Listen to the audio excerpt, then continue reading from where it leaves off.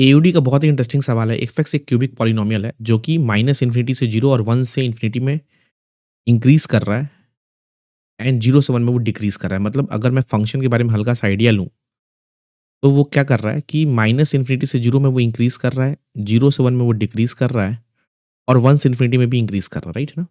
मतलब इस इंटरवल में वो इंक्रीज़ कर रहा है और 0 से 1 में डिक्रीज़ कर रहा है। और पक्की बात है एफ(x) अगर क्यूबिक पॉलिनोमियल तो पक्की बात है डिफरेंशिएबल भी होगा और कंटीन्यूअस भी होगा।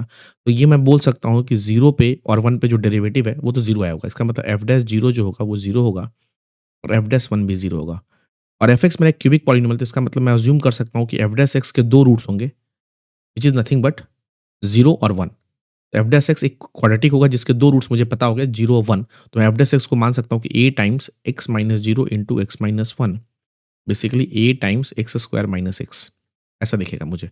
अगर मैंने उसको इंटीग्रेट कर दिया तो ये मेरे को मिलेगा a times x cube by 3 minus का एक्स स्क्वायर बाई 2 प्लस एक कांस्टेंट c। और मुझे फंक्शन में कुछ डेटा दे रखा है कि f'2 6 है। तो अगर मैं यहाँ पे x की जगह 2 डालूँ तो f'2 इज़ इक्वल टू 6 बोल सकता हूँ, व्हिच इज़ नथिंग बट अगर मैं x की जगह 2 डालूँ तो a times 4 minus 2 which is nothing but 6। तो यहाँ से मुझे a की वैल्यू 3 मिल गई। और फंक्शन में ये भी बोल रखा है कि फंक्शन की वैल्यू 2 पे 2 है। मतलब f(2) अगर 2 है, मैं उसको यहाँ पे x की जगह 2 डालता हूँ। यहाँ से क्या मिलेगा मुझे 2 is equal to a times 8/3 minus का 4/2 और प्लस c। और यहाँ से जब तुम उसको सॉल्व करोगे और a की जगह 3 डाल दो यहाँ पे, 3 टाइम्स ये कितना बनेगा 16 माइनस 12/3 इंटू 2 प्लस c। तो 3 से c कटेगा, ये 4/2 मतलब 2 तो मतलब c की वैल्यू 0 आ गई। और अगर c की वैल्यू 0 आ गई तो मेरा फंक्शन रेडी हो जाएगा f(x) is equal to 3 times x cube by 3 minus का एक्स स्क्वायर बाई 2। और तुम अगर तुम्हारे पास फंक्शन रेडी होते तुम ये सारी क्वांटिटी निकाल सकते हो। f(1) निकाल सकते हो, f(3/2) निकाल सकते हो, f(0) निकाल सकते हो। f(0) तो मुझे 0 दिख रहा है। f(1) निकालो, अगर यहाँ पे x की जगह 1 डालो तो 3 टाइम्स 1/3 माइनस 1/2 ये बेसिकली मुझे दिखेगा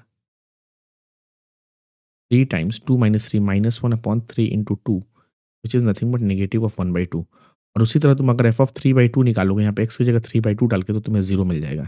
तो मेरे पास f(0) मिल गया, f(1) मिल गया, f(3/2) मिल गया।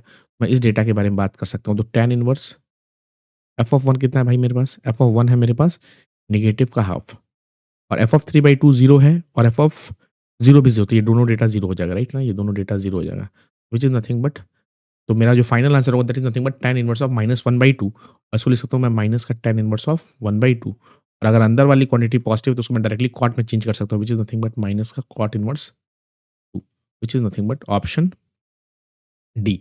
इस तरह के इंटरेस्टिंग क्वेश्चन भी जेईई मेंस में आने के बहुत सारे चांसेस हैं।